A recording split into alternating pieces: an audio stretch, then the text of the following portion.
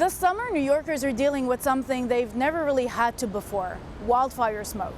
The source? Hundreds of forest fires burning out of control in Canada. It's been their worst season on record.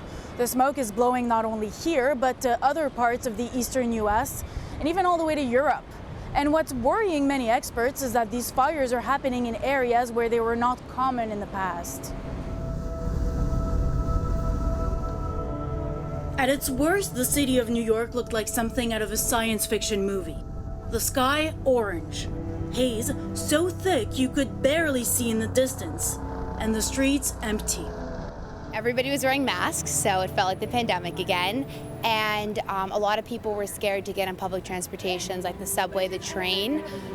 Nobody really wanted to be outside, so it kind of felt like we were in the apocalypse. On June 7th, the city had the worst air quality on the planet, grounding flights, closing schools, and forcing millions of people indoors. We have all seen, smelled, and the pictures really speaks volumes as you look at the Empire State Building that's engulfed in this smoke. I would call this, what we're experiencing right now with the substandard air quality, a crisis. It is also a dangerous situation. And now many are asking if that was just a preview of what's to come. I think everybody was shocked that climate change has arrived so dramatically and so suddenly, and now they're scrambling to figure out what are we supposed to do about wildfires in Canada seeping over into our country. Much of the smog here in New York is coming from fires in the north of the Canadian province of Quebec. It's not an area that was really associated with forest fires before, but climate change has made for hotter and drier conditions. That's concerning for scientists because the boreal forest is made up of needle trees that are highly combustible, making fires that much harder to put out.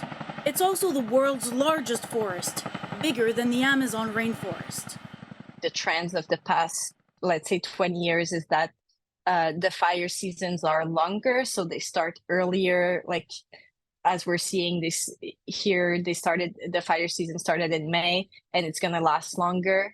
And also the fires are of higher severity. 1,600 kilometers from the forest fires just outside of New York City, researcher Dorothy Petit works to understand the impact of climate change. We've seen fire in the Arctic that was never there, in places in Siberia and in Alaska where I've worked, that you take sediment cores and almost you never had any charcoal, but now we're having fires. So we know these are unprecedented in the last 10,000 years or so. And we don't know of any way to stop it. We know how to slow it down, we think, and maybe reverse the trend. But CO2 has a long lifetime, so it's going to be warmer. And we're going to have these effects. And it's not just a question of warmer weather, she says. Climate change is also causing stronger storms. Just one thunderstorm in Quebec this June caused more than 100 lightning strikes, each one igniting a fire of its own. Some of these storms have huge amounts of lightning in them. So if they're getting bigger and bigger, we don't know what's coming in a way. I think it's kind of scary. We know that there are things in our future that we haven't experienced, right? And we just have to try to prepare, I think, the best we can and slow things down. Over the last 2 decades, wildfires have become part of the reality of summers in western parts of the US and Canada, where the climate is drier. But impact of this magnitude is unprecedented. And even for a city like New York that spent years planning for climate change, smoke is something that's never really been on the radar. Now, as it scrambles to put emergency plans in place, it's forced to also consider things like policies for outdoor workers on days where the air quality is at a dangerous level. We know that there are short-term effects on the lungs: irritation, inflammation, difficulty breathing, wheezing, coughing, that would send folks to the ER. I don't think, and we don't really have any evidence to show that a short-term exposure, meaning just a few days, would result in a long-term consequence like development of emphysema, development of COPD, or even cancer due to substances in the air. But the question is, how long? And with several days of air quality advisories this summer, that's a question on many New Yorkers' minds. There was none of the usual jadedness that you see in New York. Nobody was like, big deal. Instead, it was, can you believe what's happening? Can you believe what's happening? And people were worried about me and my husband. I'm like, we lived 4 blocks from the World Trade Center during 9/11. We survived that. We survived living there for the aftermath. We'll get through this. However, we were shocked. I think to some extent it exposes inequities of people who are more affluent are going to be able to be better prepared when they get out of town. People who are more vulnerable, who are sicker, will have a harder time. It's, these little warnings, these little events that hopefully are going to create a wake-up call. A wake-up call that's already starting to shape policy. In June, the US and Canada signed a formal agreement, making it easier to send firefighters up north. The US has already deployed more than 1,500 to battle the blazes, and the Department of Defense has begun sharing its satellite data to help Canadian authorities detect fires more quickly. Because there's perhaps no evidence clearer than this that when it comes to climate change, what happens in one country has implications far beyond its borders. After the break, we head to Indonesia to see how the transboundary haze brings an air of déjà vu to its Southeast Asian neighbors.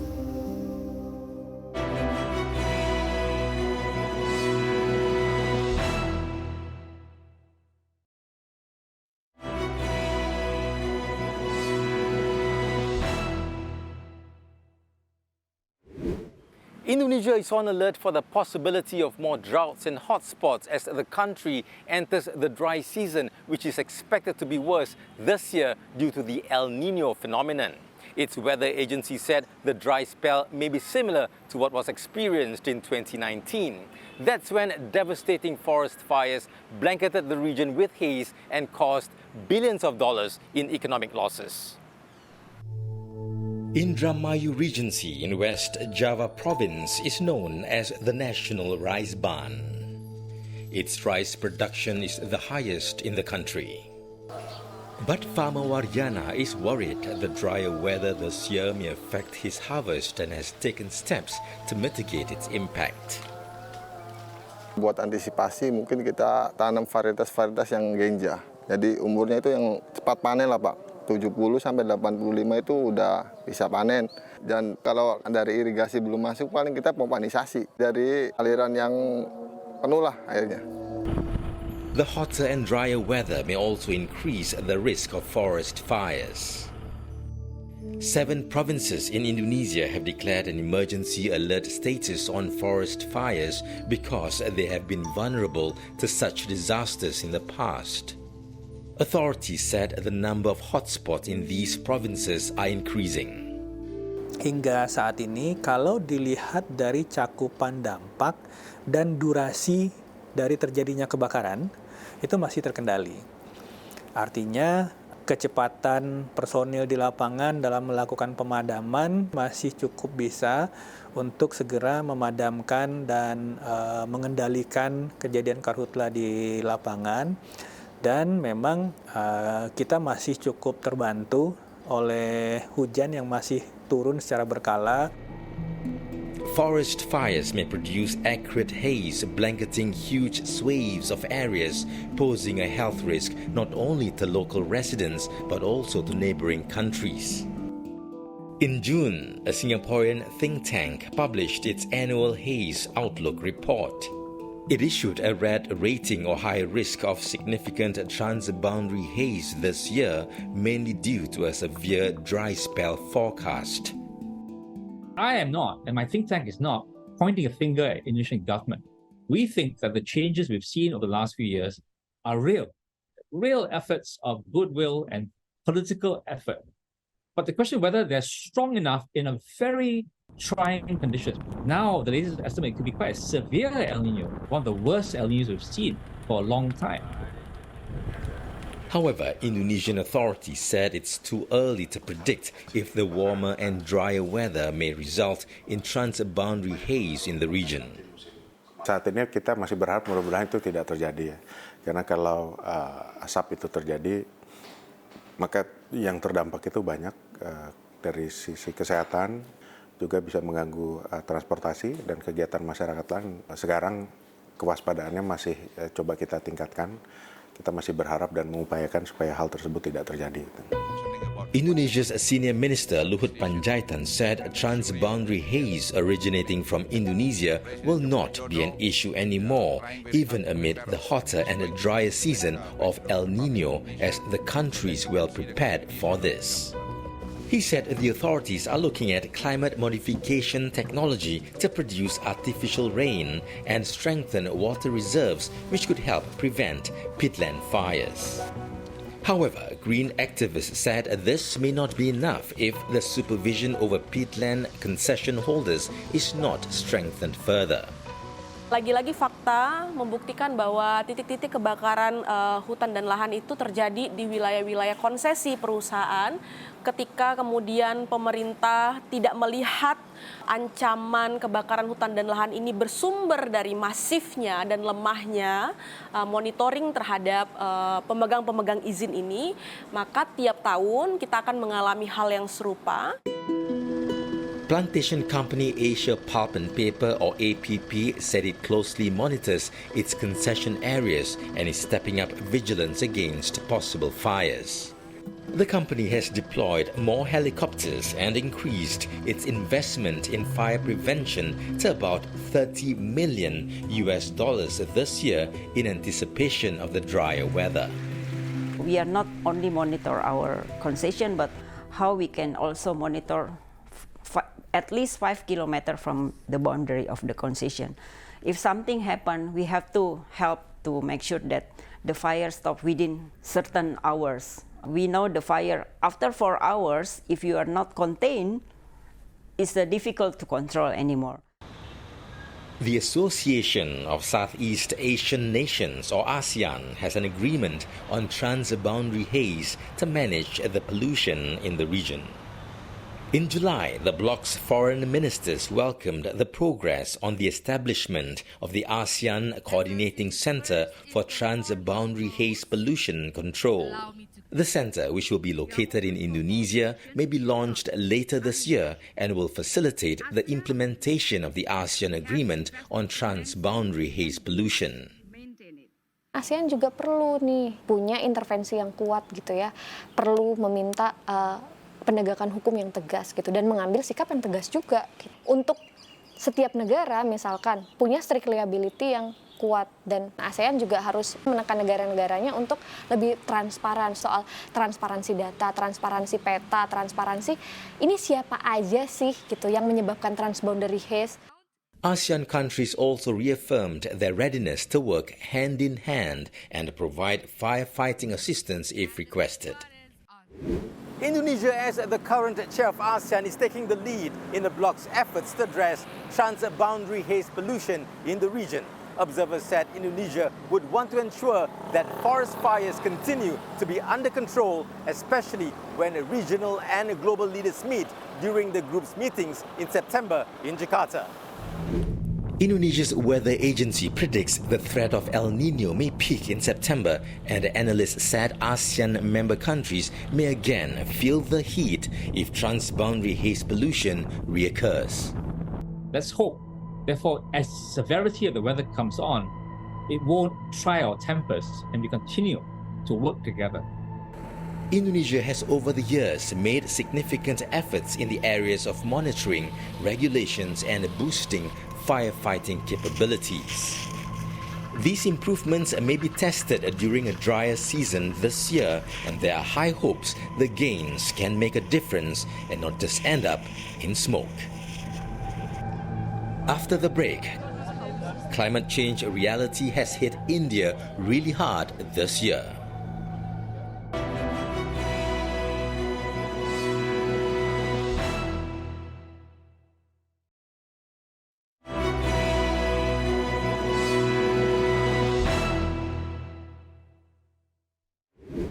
$2,700.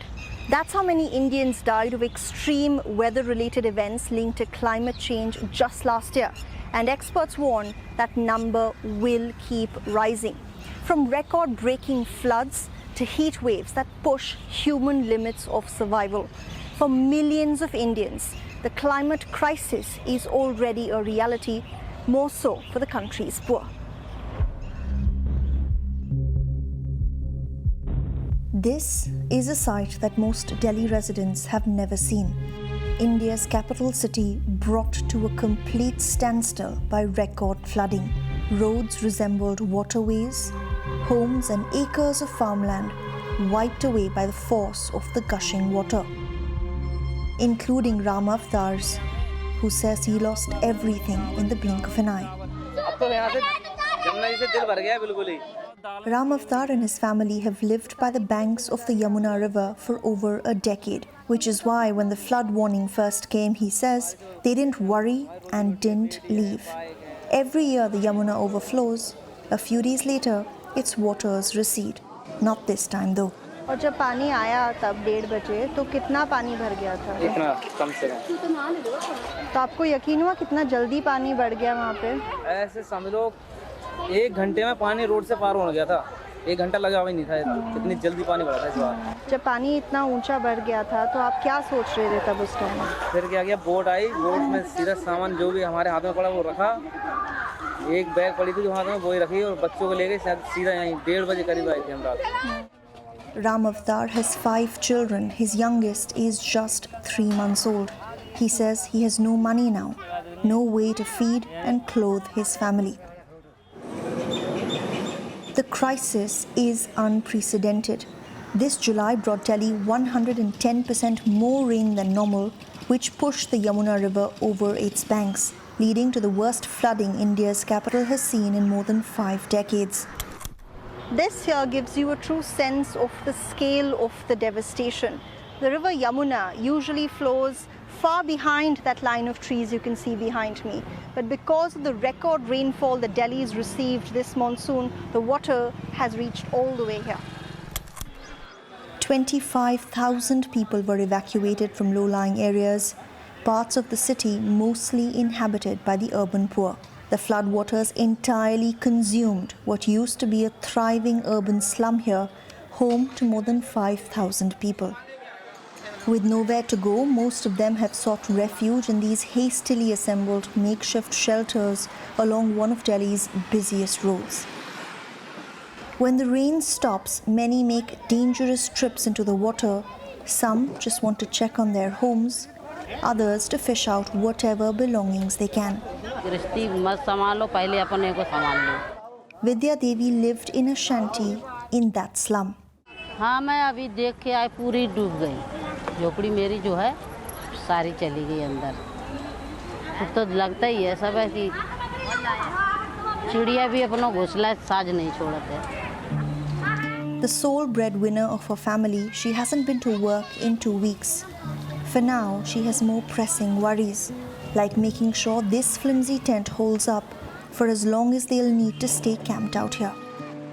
Through this makeshift shelter, there's one universal complaint, that they weren't warned about the severity of the floods in time. Dr. Aditya Bahadur is a climate policy expert who has worked with governments across the world to craft strategies to make cities climate resilient. He identified the problem plaguing the city.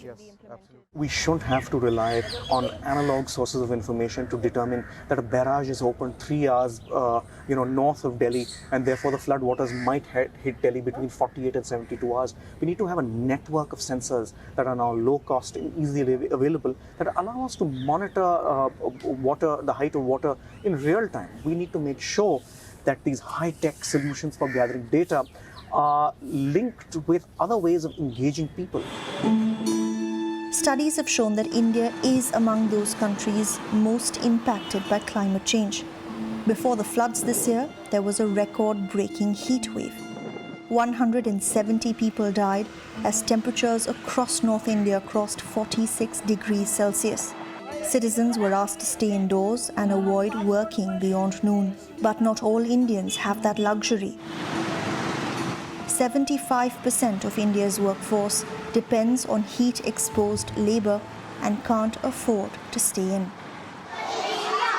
And for many people, even being indoors brings no respite. Saraswati Roy is a teacher who works in a local primary school, earning just $73 a month. she can only afford to rent a small house in this urban slum. It has one small room and a kitchen and is on the top floor. The lack of ventilation makes her house unbearably hot in the summer. পরেশানি হয়ে যাচ্ছে লোকের সবাই ঘরে থেকে বেরিয়ে বেরিয়ে ওই main রোডে চলে যাচ্ছে ওইখানে যাই একটু হাওয়া বাতাস যাবি লাগে হালকা হালকা ওইখানে বসে বসেই দিন কাটাচ্ছে ওরা কি করবে লাইট নাই ঘরে কি করে থাকবে ছোট ছোট ঘর আমাদের Across India, power cuts are common in the summer months when demand from the use of air conditioning and cooling units surges. And while those with means have access to backup power, millions like Saraswati don't. Without a full night's rest, people like her say their productivity takes a hit, which means they earn less money. It's not just the heat though, it's also the humidity that comes into play after unseasonal rainfall. Too much moisture in the air makes it harder for your body to sweat and then to cool down, and that's when exertion can be fatal, leading to heart attacks and strokes. The only long-term solution, experts say, is to change how our cities are built. Aditya, what role can urban planning play in tackling climate risk? We need to integrate how the city will flood, what kind of temperatures the city is likely to face, how strong the winds are going to be, and then design our cities accordingly. We can mandate a certain amount of green cover that helps absorb the heat and gives people somewhere to go out and cool down. But that will take planning and resources. For now, some of Delhi's poorest residents like Ram Avtar are starting to think living in the city isn't for them. Not when they stand to lose so much.